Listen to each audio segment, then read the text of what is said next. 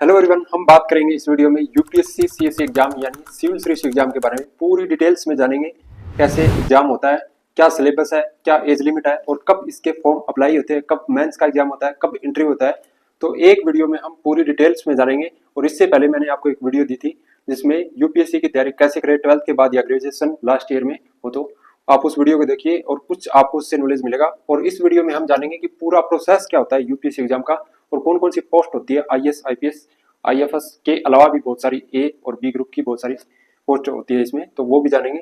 तो आप वीडियो को एंड तक देखिएगा और काफी कुछ नॉलेज मिलेगा यूपीएससी एग्जाम के बारे में आपको इस वीडियो में।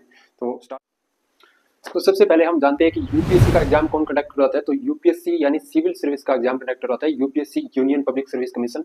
और ये आईएएस और आईपीएस के अलावा भी सीडीएस वगैरह के एग्जाम होते हैं, वो बहुत सारे एग्जाम यूपीएससी ही कंडक्ट करवाता है एजेंसी, और इससे ही आईएएस और आईपीएस रिक्रूट होते हैं।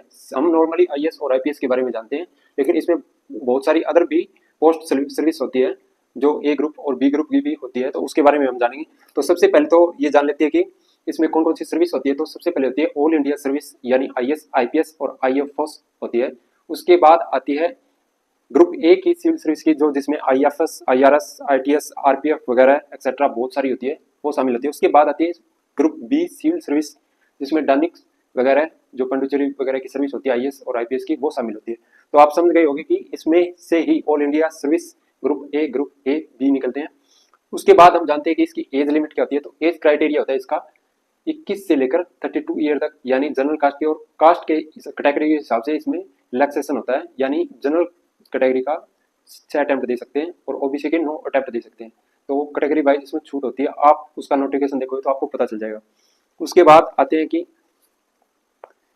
कब दे सकते हैं एग्जाम। तो ग्रेजुएशन के लास्ट ईयर में अगर आप अपेयर हो चुके हो और आपके एग्जाम कंप्लीट हो चुके हैं तो उसके बाद आप एग्जाम दे सकते हो, आपने अगर 21 साल उम्र कंप्लीट कर ली है तो अब इसके एग्जाम प्रोसेस की बात करते हैं। और हाँ, इसके फॉर्म अप्लाई होते हैं परी के नोटिफिकेशन आता है फरवरी के एंड तक और मार्च तक इसके फॉर्म अप्लाई होते हैं प्रीलिम्स एग्जाम के। उसके बाद मई के आसपास, अप्रैल मई के आसपास इसका परी का एग्जाम होता है, एक दिन का एग्जाम होता है सिर्फ, जिसमें दोनों पेपर होते हैं। और उसके बाद 3 महीने बाद लगभग बीच में समय मिलता है मेंस के लिए, और उसके बाद महीने 1.5 महीने का समय होता है इंटरव्यू के लिए। तो ये प्रोसेस है, यानी 3 स्टेज होती है प्री मेंस इंटरव्यू। तो आप समझ गए होंगे। तो सबसे पहले बात करते हैं यूपीएससी प्रीलिम्स के बारे में। तो प्रीलिम्स में 2 पेपर होते हैं आपके, एक होता है जीएस पेपर जिसमें आपके करंट अफेयर है, पॉलिटिकल साइंस है और governance, geography, history, art and culture और economics, science and tech, science और करंट अफेयर वगैरह सब कुछ शामिल होता है, जिसका थोड़ा थोड़ा भाग आता है इसमें।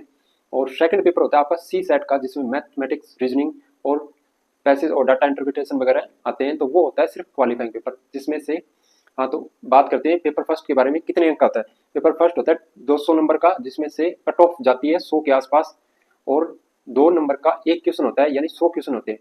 तो आप समझ गए होंगे कि फर्स्ट पेपर के आधार पर कट ऑफ निर्धारित होती है। और सेकंड होता है आपका सी सेट। सी सेट सिर्फ क्वालिफाइंग पेपर है। तो इसमें आपको मैंने सिलेबस बता दिया, और सिलेबस आप यूपीएससी की ऑफिशियल साइट है, वहां से डाउनलोड कर सकते हो या मुझे कमेंट करके पूछ सकते हो। तो ये होता है यूपीएससी का प्रीलिम्स का पेपर। आपको नोटिफिकेशन का बता दिया कब आएगा और कब इसकी एग्जाम होती है और कौन कौन से पेपर होते हैं। उसके बाद आते हैं अपने सीएससी मेंस में। आप अगर कट ऑफ निर्धारित होती है उससे पार कर जाते हो तो आप मेंस में एंटर करते हो। आपको डेफ फॉर्म भरना होता है, डिटेल्स एप्लीकेशन फॉर्म, वो आपको मेंस के टाइम भरना होता है और आपको उसमें अपनी पूरी जानकारी देनी होती है। तो सबसे पहले बात करते हैं जीएस के 4 पेपर होते हैं।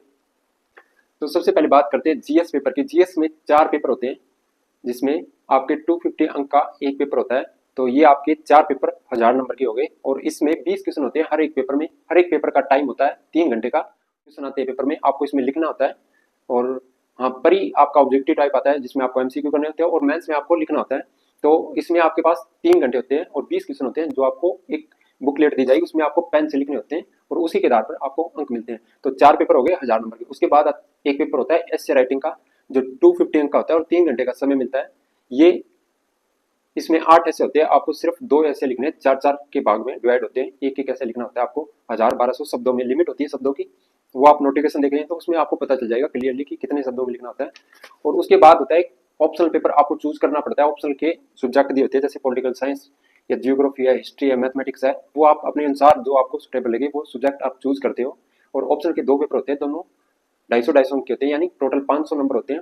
और उसमें भी आपको दिया गया होता है कि इंस्ट्रक्शन की पहला और 5 क्वेश्चन लिखना है, जरूरी है। उसके बाद आप एक एक क्वेश्चन छांट के लिख सकते हैं, तो उसमें आप इंस्ट्रक्शन देखे हो तो पता चल जाएगा। तो ये हो गए आपके जीएस के 4 पेपर, एशिया का 1 पेपर और ऑप्शनल के 2 पेपर, 1750 अंक हो गए।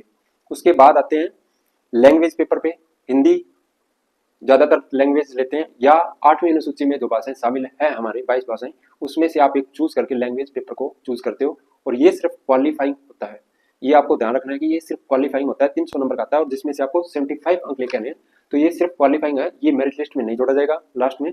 और एक पेपर होता है इंग्लिश का, जो कंपलसरी पेपर बोलते हैं जिसे, वो भी क्वालिफाइंग होता है, और 300 में से 75 लेके आने हैं।